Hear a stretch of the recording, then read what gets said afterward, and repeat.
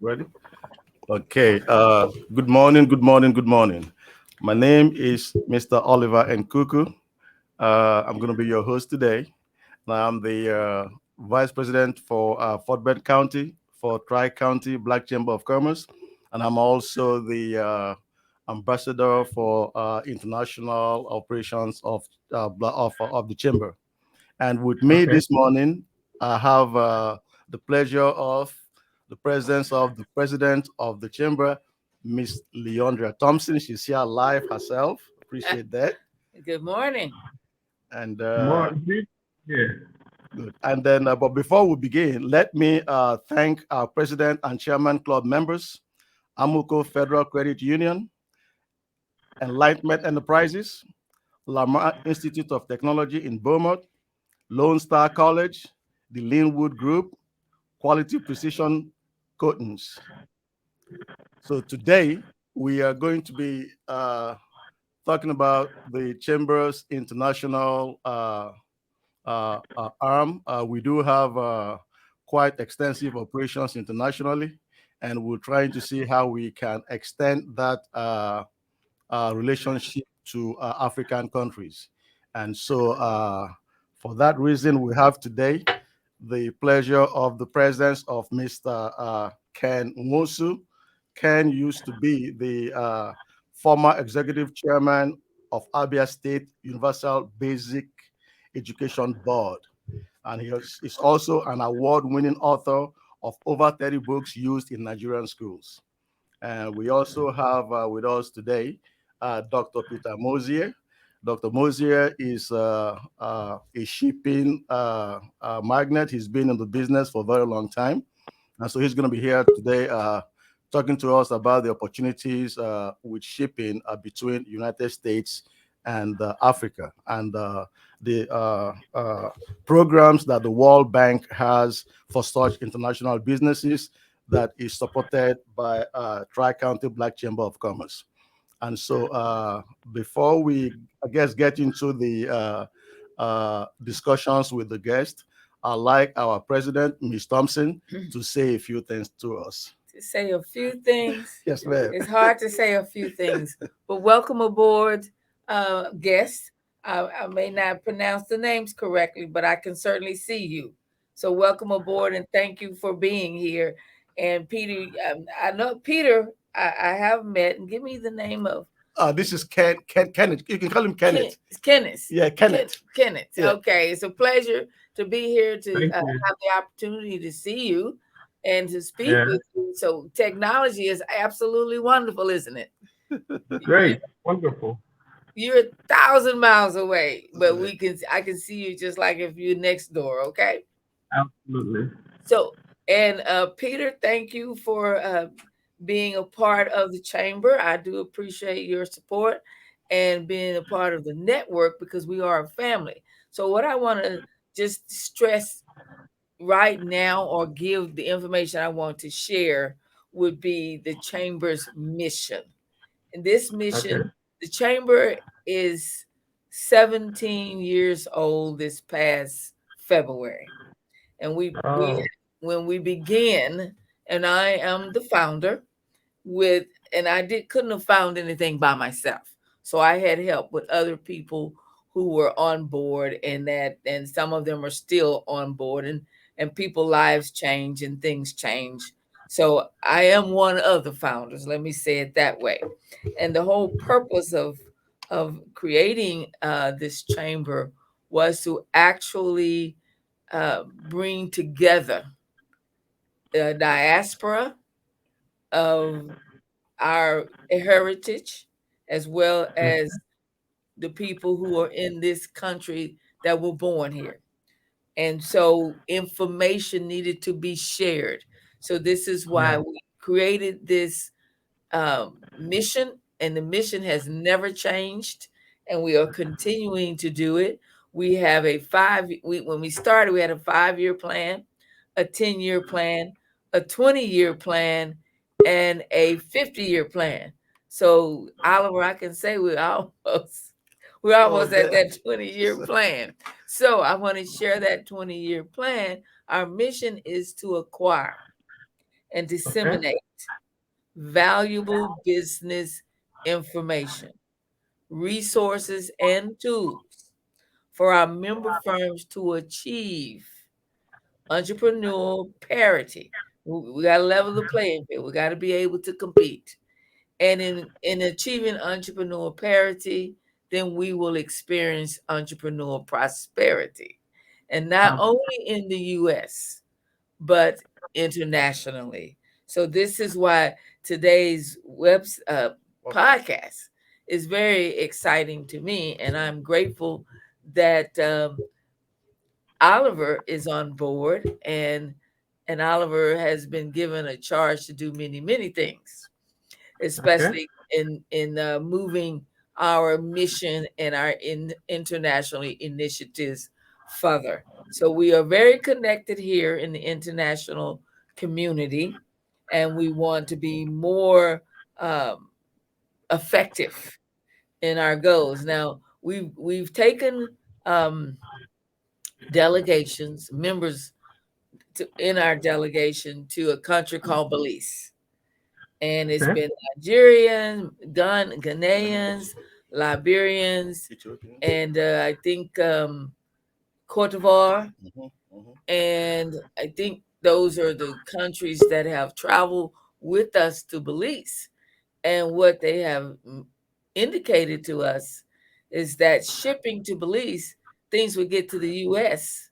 much faster Yeah. because it would only be 18 days from Africa to Belize, and then from Belize to the U.S. 3 to 4 days. When Okay. they kind of let's say informed us that it would be a lot of less shipping time if Belize would be an option. That's correct. So and then Belize will be is also working with Nigeria and Ghana and Liberia. The mayor of the capital city of Belize, I believe, right now is in Nigeria. Hmm. So there's a lot of opportunities to do what we call bilateral Lateral. trade, Absolutely. and we pushing that. We want to see that happen. So there's a lot of opportunities. Period. And as soon, Absolutely. yes, sir. He was agreeing with you. He said absolutely. And Absolutely. it's time for us to come together and actually get involved for the sake of for everybody to enjoy prosperity. That is our birthright on this planet. Absolutely. Absolutely. So again, welcome. If you have Thank any you. questions of me, I will be happy to answer them. Otherwise, we're going to leave it into the hands of our trusted ambassador, Oliver. Thank you. Thank you so much, Miss T. There's something Miss Thompson didn't tell you when she was speaking. She didn't tell you that she was a major resource herself. Okay. She's talking about all the resources the chamber has, but she herself is a major resource. But she doesn't say that, but I'm gonna let you know that. All right. Well, Great. thank you, Oliver. Okay. Okay, very good. So Ken, we're gonna get straight into it. Uh tell us about Nigeria, because you're obviously a Nigerian and you're in Nigeria right now. Tell us about Nigeria with special emphasis on your state. Which part of Nigeria do you come from, and what have you been doing there in work specialization? Okay. Well, I'm a Nigerian. Nigeria is called the Giant of Africa. It's a big country, and it occupies a major place in the development and economy of Africa. And also, I come from Abia State. Abia State is a state in the southeastern part of Nigeria. Abia State is a state that is occupying its own place as it's actually called the commercial hub of Nigeria. Mhm. Can you hear me very well? Yes, very well. Yes. Of Nigeria. And Abia State is a state reputed for commerce and industry, business, entrepreneurship.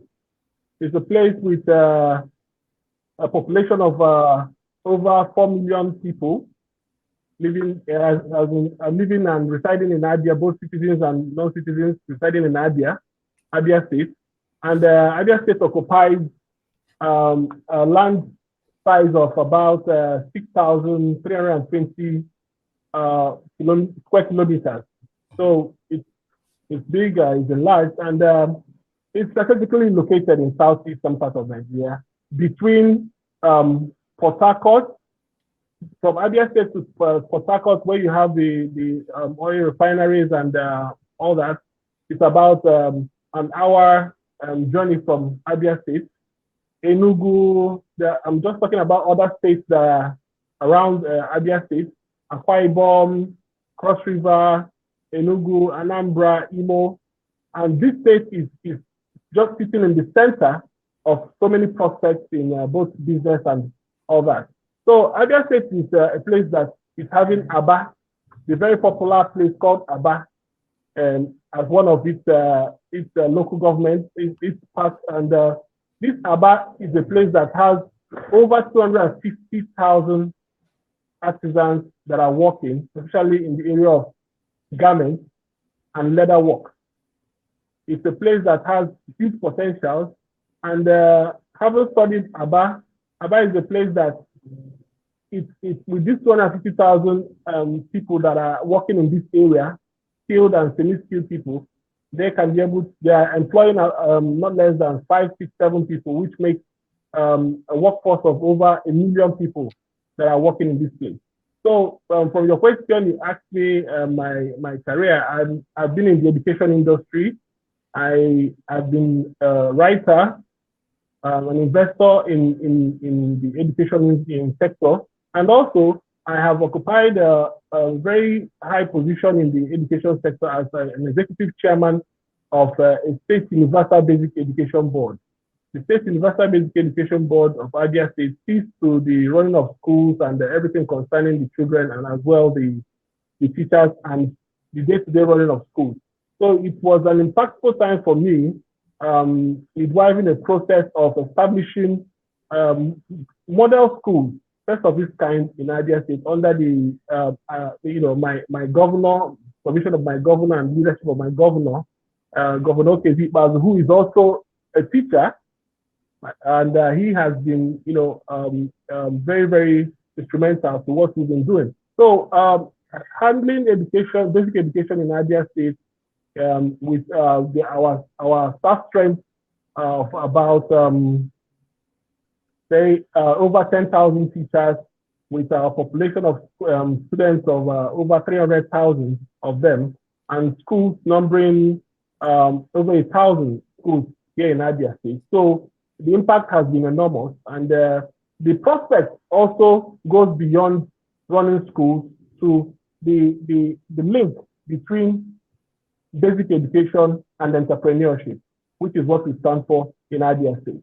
Because if you look at the entrepreneurship of today, it has to be backed up with academic, at least some part of academic experience, which makes vocational training very, very important, and that is what we are actually emphasizing on in Abia State, so that our young people can be able to have some training in entrepreneurship, skill acquisition, and vocational training, so that once they are living up to what we call the junior secondary school level, which is about age 15, they should be equipped with skills and knowledge of entrepreneurship, so that they can even become self-reliant, and also for those that want to continue up to the university level, which is very much advised, we are having people that will come out and become employable, because we all know that the number of jobs are not really so much. So we are encouraging people that will become employable and be able to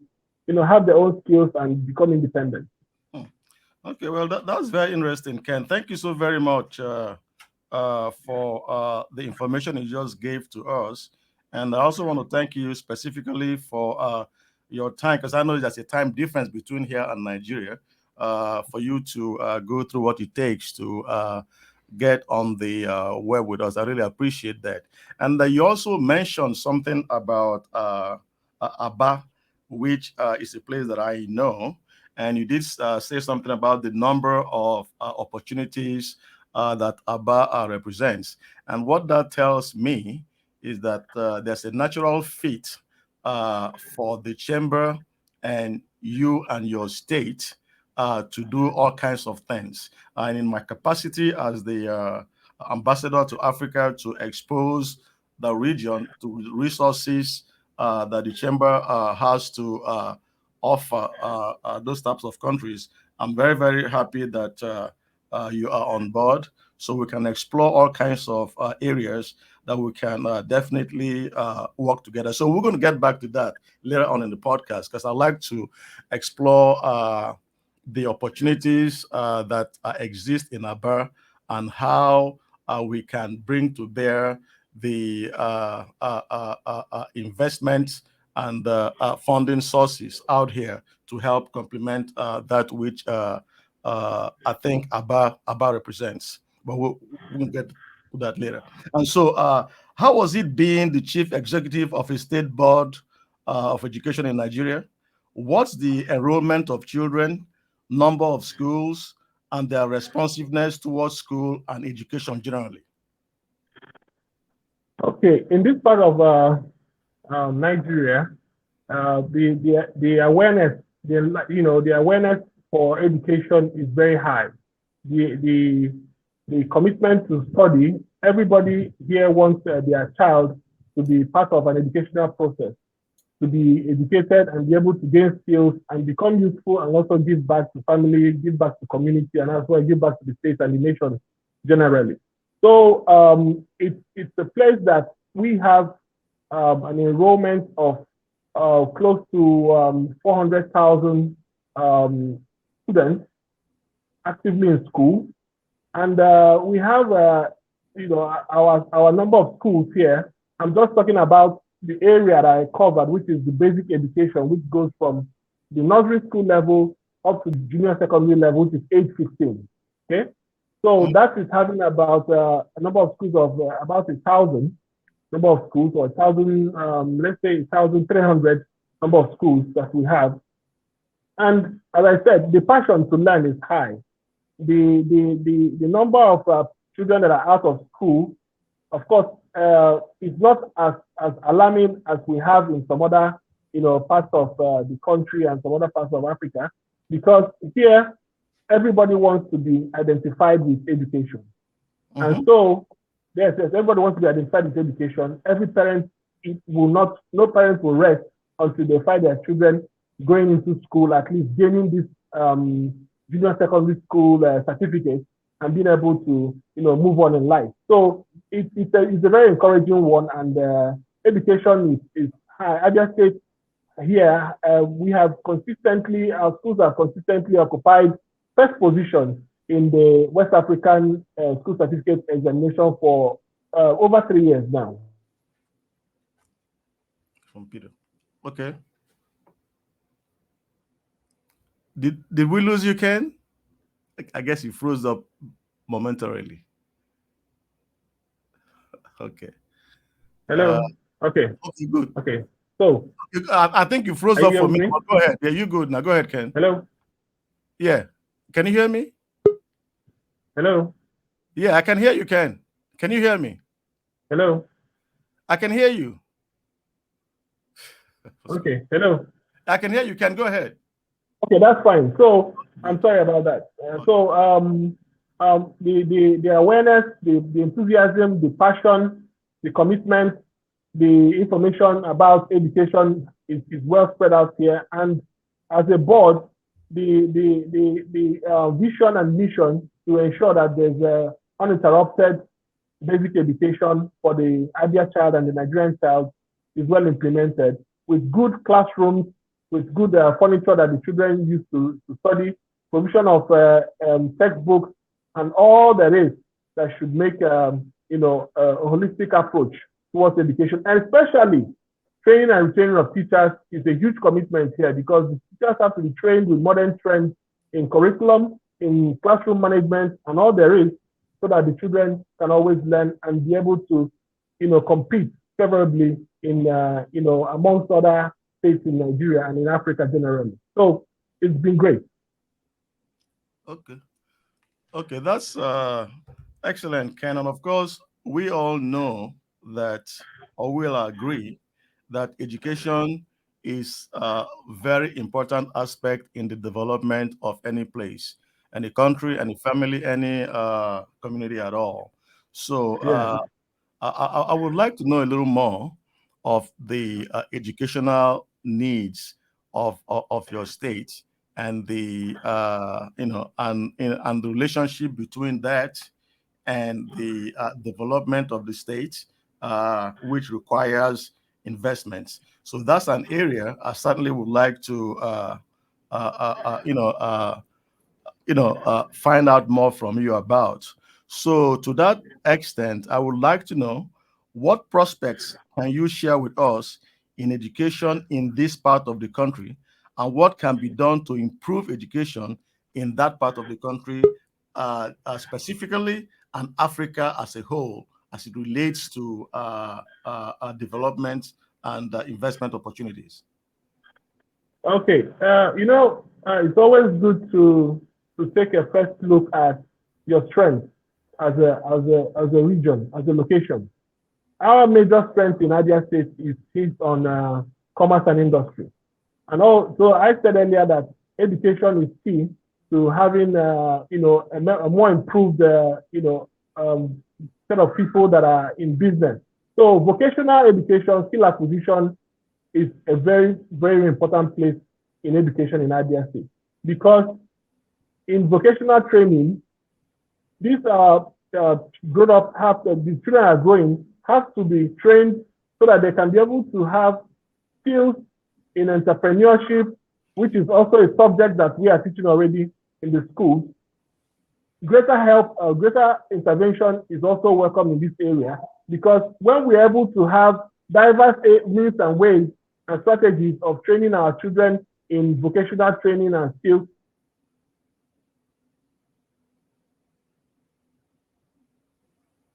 Yeah, I think it's not unusual to have these Positions. connective connection problems when you're talking to people from international places. So, Ken, I understand that we're Okay, having a little bit of technical challenges here. I don't know if you can hear me. I can hear you very well. Okay, good. So I go can ahead, hear you sir. very Go ahead. Go ahead. Okay, I think it's cutting off in and place out. that we have. Can Yes. you hear me? So yes, I can hear you now. Okay, I so can go hear ahead. you. Go ahead. Go ahead. So vocational training is a very important place. Also, training and retraining of teachers, quality assurance in the to ensure that whatever that children are learning in schools is of acceptable quality, and that gives them more knowledge. They can be able to go out there and become useful people, become much more skilled and much more knowledgeable, and they can be able to represent what the ideal quality of education stands for. So I just said in the area of vocational training, skill acquisition, and entrepreneurship in education. So there's also opportunities here in the area of information technology, digital learning, smart schools, because of course ICT is a major employer of labor in Africa and in the world globally, because there are opportunities in ICT, in software development, in learn You there? Okay. I get it freezes intermittently, which I guess is program, not all the rest of surprising. it. So the opportunity, yeah, the opportunities in area of ICT is enormous. Digital technology, and equipping these children, they can be able to start on time to be able to know what the global community is about in science and technology, especially in information communication technology. So, as I said, opportunities are here in vocational training, in information technology, and training of teachers, because you can never have enough of training of teachers. You Okay. can never. Yes. Okay. My interest is piqued very seriously when you talk about the need for training and education and all that, because in the chamber here, we have access to quite, a few people who have schools, IT training schools, and that they have indicated an interest in bringing those services and resources to help people in Africa, specifically Nigeria. I've heard them mention Nigeria specifically. So it'll be very, very interesting to know that we have a win-win situation here, where the needs of the African community can definitely be served by the resources and opportunities that the chamber has access to. So I guess going forward, we would like to explore how we can benefit from that. And so to that extent, I would like to know what areas of interventions and businesses can a chamber such as ours, which is a Black Chamber of Commerce, the biggest one, how can we partner with, with your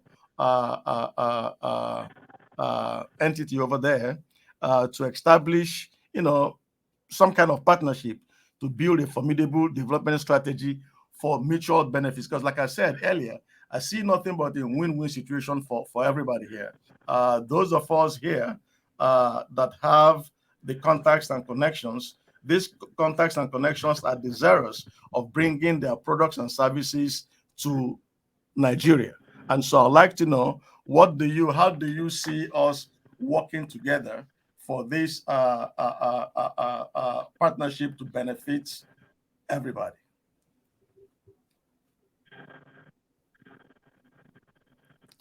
Ken, did you hear me? Can you hear me? Oh, it has frozen. Can you hear me? Hello. Yeah. Can you hear me? Okay. Oh boy, this is a challenge. Okay, but meanwhile, though, I think I have Dr. Peter Mosier here. Dr. Mosier, are you with us?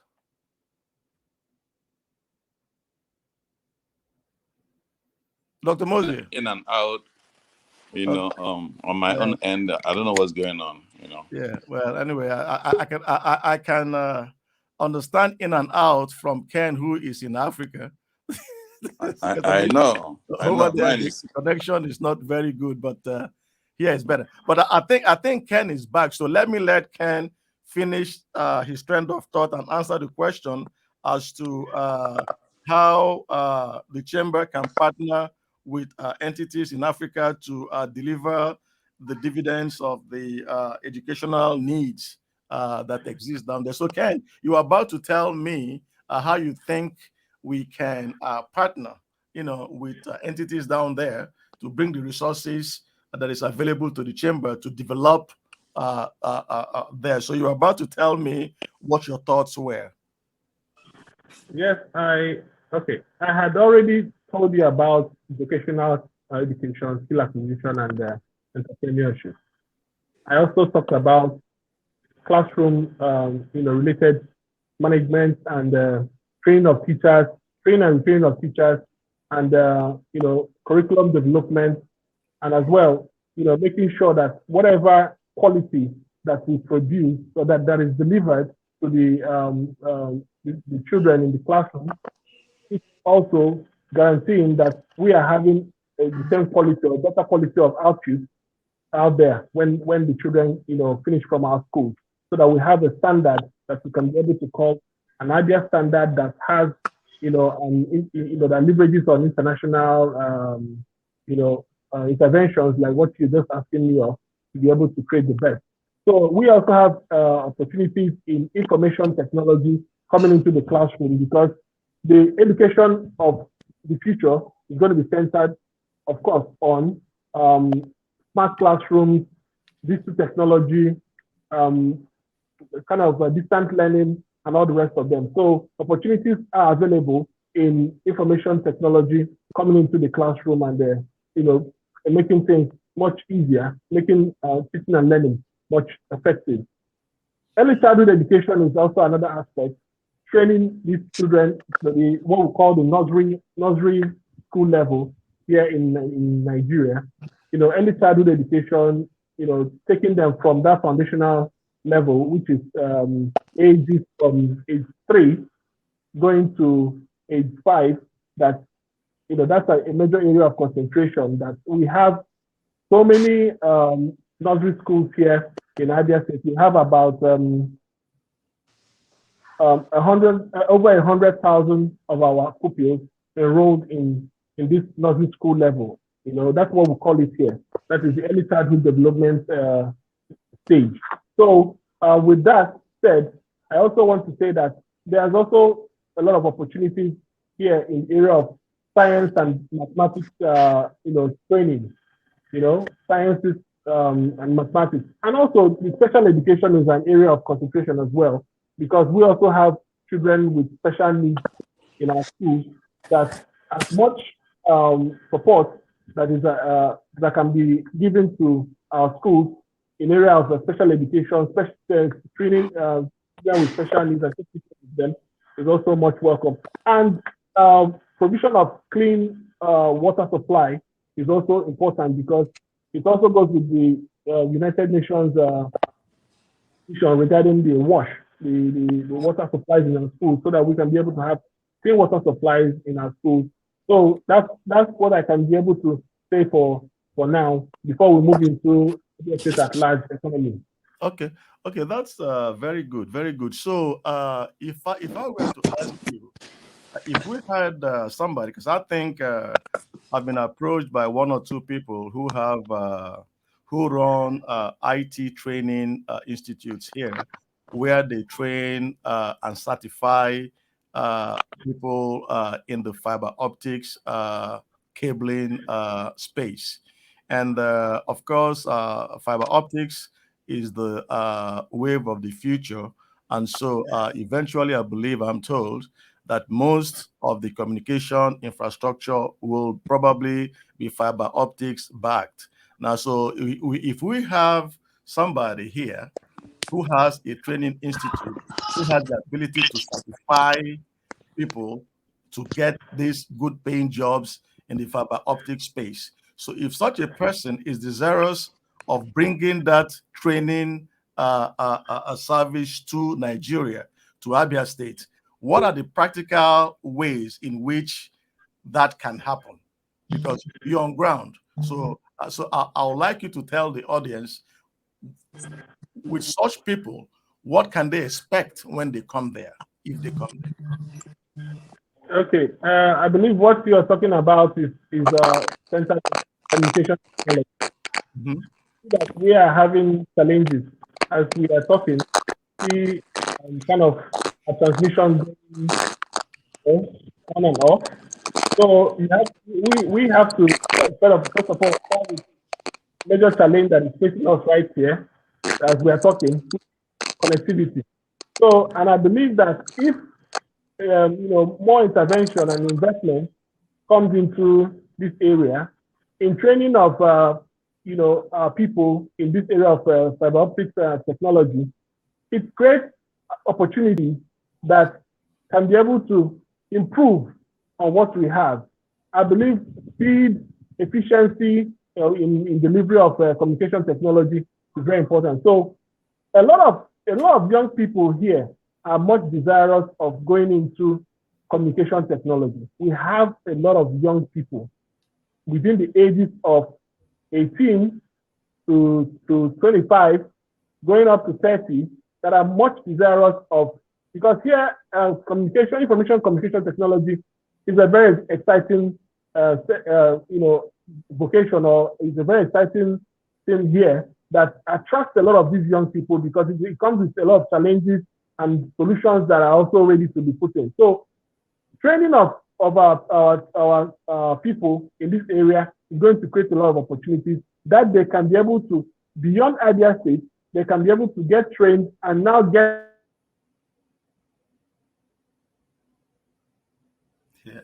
We are okay. Talking about technological challenges, and we are having one right here now too. Yeah, so this is actually showing us that there's urgent need for improvement in communication technology. So that is what, yes, it's obvious. We are seeing it right here. Yeah, absolutely. Absolutely. Okay, so very good. Let me switch gears a little bit briefly and go to Dr. Peter Mosier. Dr. Mosier, are you still there? Dr. Mosier?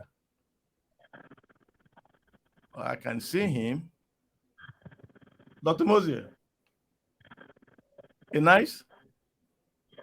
Okay, well, I don't know why he's not, I can't, he's not connecting, but I can see him on the screen.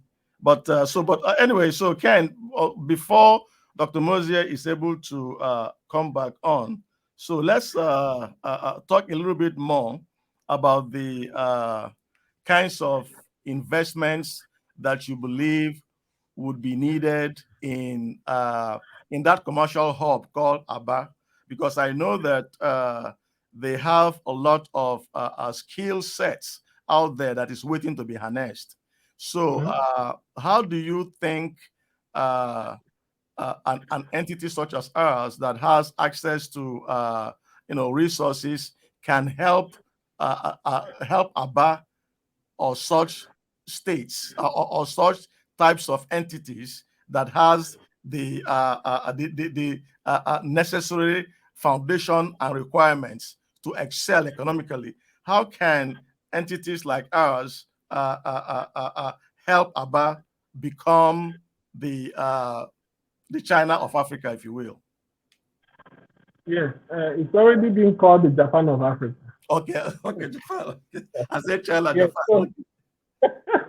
so presently, as I said, that there are a population, there's a population of over 250,000 skilled, semi-skilled people. I don't want to call people artisans anyway, but people that are semi-skilled, and they are, working in Aba to produce shoes, garments, belts, and all that.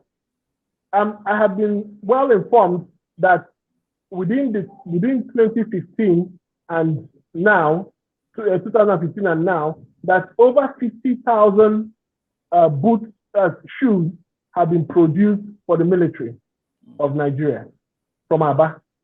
Over 50,000 have been supplied to the Nigerian military from Aba.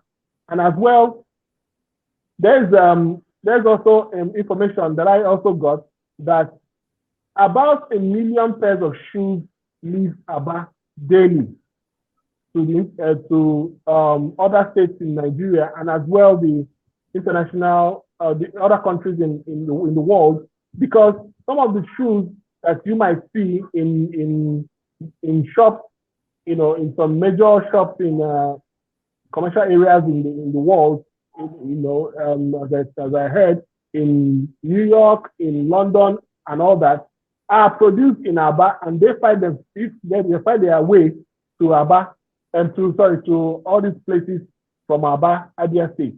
So that shows you that there's great potential coming from this area, and there's a project that has been able to put in place structures for steady power supply, which is very important in industrialization. Steady power supply in Aba.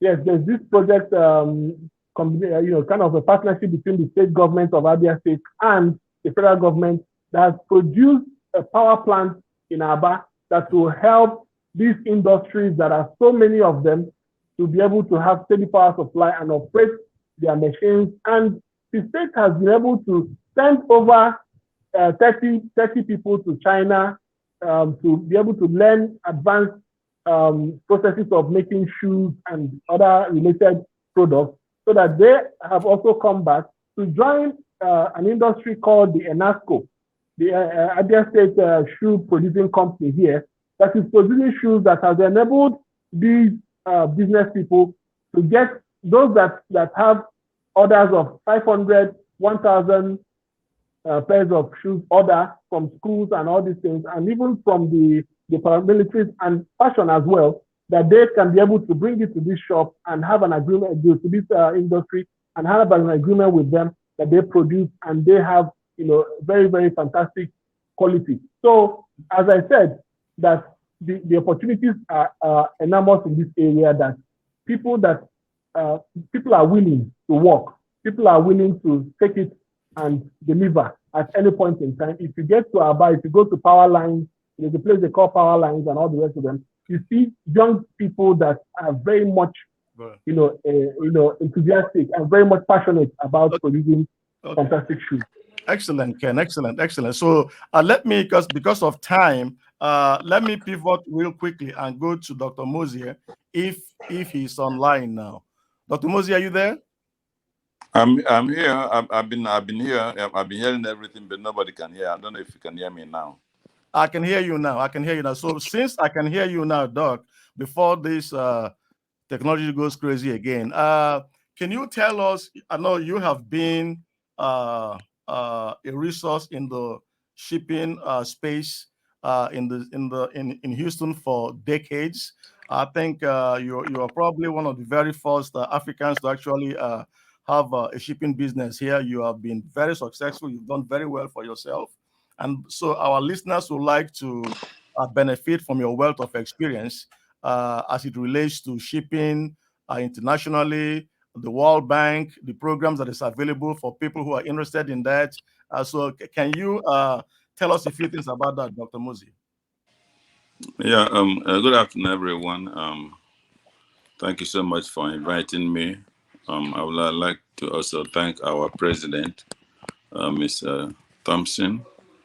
I was happy when I saw her in the panel.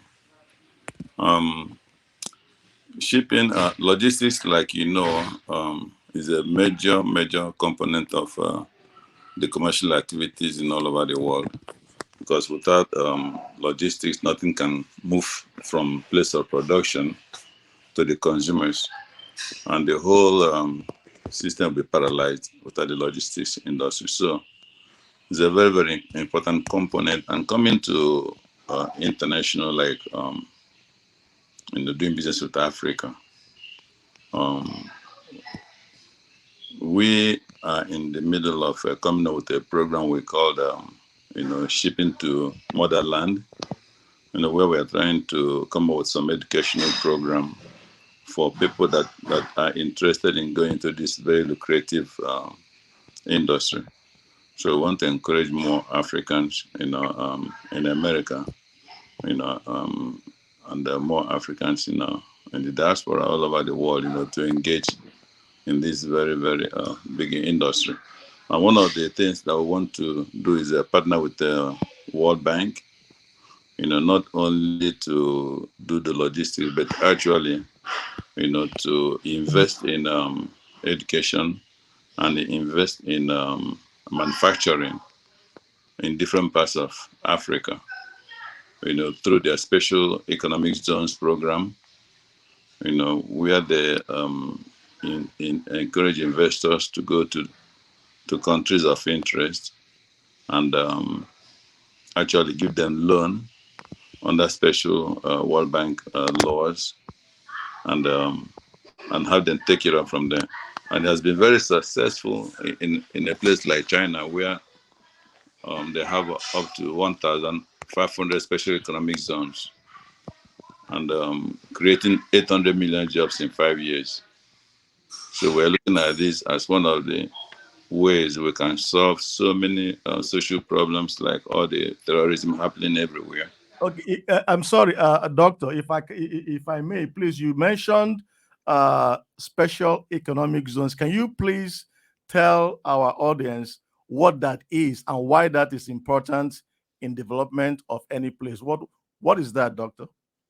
Yeah, a special economic zone starts from started long time ago. It's a program by the World Bank, and what they do is that they come to a country and they will designate an area, maybe some hundreds of square miles, and they call it a special economic zones within their country. And that special economic zones is being governed by different laws that is different from the laws of that country, like tax laws, and all its kind of incentives, to encourage people to invest in those special zones, knowing that any change in government is not going to affect, that zone, and the taxes they pay, what they pay for power supply, everything is being regulated and controlled and guaranteed, to not to change, without a good notice. The idea is to encourage manufacturers to invest money in those areas, knowing that their investment is being protected by World Bank, So in China, for example, where they started this, they have now 1,500 special economic zones in China, and that generated 800 million jobs in 5 years. So Africa need to benefit from this, and what that will do is that will increase commercial activities between US and Africa, because what we can do here, to be a part of this, like Wosu was saying about education and trying to help us with skill acquisition and helping with vocational education, where people are trained to acquire skills that will lead directly to jobs. So that's what special economic zones, does. Okay, okay, very good. Because when I heard you mention education, World Bank, training, investments, I'm like, wow, we're in the right place here. Because Ken Wonsu himself, as the former chairman of the education board of Abia State, I'm quite sure that was music to his ears. Because I know that he's very, very interested in things like that. And so I was going to get him to comment on the opportunities that you just listed now as it relates to education and the World Bank. But before then, though, Dr. Mosey, I was going to ask you, you just stated that China has about 1,500 of these special economic zones. And you also stated that the World Bank probably has something to do with this in terms of maybe guaranteeing the investments in those areas. So my question is, why don't we have those in Africa, Dr. Mosier? What is the, if you have 1,500 in China, why don't we have any in Africa? That is a very good question, Prince Oliver. Um, that question has been asked by so many people, and it's so surprising that a lot of African head of states have been shying away from this for one reason, and that reason is corruption. Mm. In Nigeria, for example, we have a family called the Chagri family in Lagos. We have the Dankote families. These people, they have their businesses are being domiciled under special economic zone areas, and they enjoy all these amenities that special economic zones enjoy. For example, they don't pay taxes when they import to encourage them to grow, because they're employing over 1,000 laborers. So it's been a business in Africa. Then what happened is that those special economic zones in Africa does not refuse to accept and adopt the World Bank laws governing economic zones. So they do it in their own terms. So because of the corruption and they don't want to adopt the World Bank laws, so that very few people will be empowered, under monopolistic conditions, to dominate and control the whole economy. That's what's going on. Well, So well, Dr. Mosier, thank you so much for that explanation and that information. And that leads me to the question I was going to discuss with Ken here. Ken, are you still there? Ken, are you there? Ken, Ken, are you there? I had a sound like it dropped. Ken, can you hear me? Technology, man, it will always disappoint you. Okay, well, I guess before we get Ken back on here, because I think we just have like 5 minutes left. Yeah, so before we get Ken, because I definitely want to get some more input from Ken. But before we do that, while Ken is probably getting his system together, because I think he's frozen now again. So, Dr. Mosier, is there any if for somebody who's interested in coming into the shipping space, what advice would you give to them and what would be page one for them? Yes, the advice I will give is for them to not waste time to get into it. Is good, they're doing the right thing. First of all, I would like them to understand, the customs regulations. Where they're shipping from. In America, they have to get read about custom regulations, and also try to get licensed under the Federal Maritime Commission in America, so that they can be legitimate. First of all, Okay. so that would be the first thing I advise them to. The ones that have that, taking care of everything, is easy to navigate. Okay, appreciate that. Ken, can you hear me now? Ken. Oh God. Ken, can you hear me? See, this is why we need investments in Africa to take care of this challenge. I think Zoom is better than this this thing. I never used this before because I didn't have good experience logging in myself. No, this is a podcast. We've been using this for a very long time and it's worked perfectly. I'm not sure what happened with you today, but we've been using this medium for a very long time and it's been very, very, very good and effective. I'm not sure what happened with you today. But Ken, can you hear me? Ken, can you hear me? If you can hear us, drop hang up and come back again. That's what I did. No, it's not. Well, unless I don't think he can hear, and the podcast we only have. Yeah. So, well, at this point though, we can always do this again. This has been very, very informative. Dr. Mosey, I appreciate you so much. Yeah, thank you so much. Can hear me. Thank you so much for your time. You can hear me. Thank you so much for your time today. We only have 1 minute left. So in that 1 minute, Ken, I wanted to just ask you something real quick, please, in 1 minute. We normally don't talk about politics here because politics and business really don't mix. I mean, the chamber only deals with business, but sometimes they intersect. So you have to at least acknowledge it. So my question to you will be, Ken, I understand that there's elections coming up there now, and most people have not invested in that place because they've not been very comfortable with the political climate.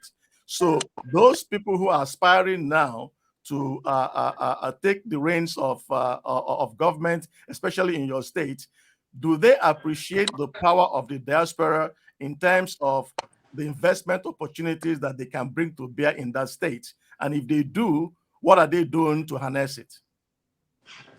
Well, I would say, of course, every enlightened aspirant that wants to take Abia State to the next level should be able to, take advantage of the prospects and the opportunities that the diaspora community has to offer. Because I can say that every person in the diaspora has a link with people at home that they are doing one way or the other, helping or sponsoring one way or the other. So the ones that are knowledgeable of that should be making, strong plans of, interacting with the international community, Abians living in the United States and all the rest of the countries in the world, so that they can be able to get their support. Because it's very important that the international community, there's a strong relationship, between the contestants and their people abroad, and even the wider population of Blacks in the United States. It's very important, both in infrastructure development, in financing of projects, and support for them to achieve their goals. Yes, definitely. I mean, I would have thought that it was a very obvious connection to make there, since the diasporan people probably remit more money to the country than any other probably source. I was thinking that maybe those who are aspiring to be leaders should be looking to this place, to see how they can harness the resources here. But from what you're saying, it appears like they understand that, they appreciate it, and we hope they'll take advantage of it. But so, gentlemen, thank you so much for today. This has been very informative. I want us to do this again, Ken and Dr. Mosier. I would definitely be reaching out to you guys because the information you've given out today is very, very crucial. And we really, really appreciate you guys. Thank you so very much. Our time is up. We're going to do this again. Thank you, guys. You're welcome. Thank you so much.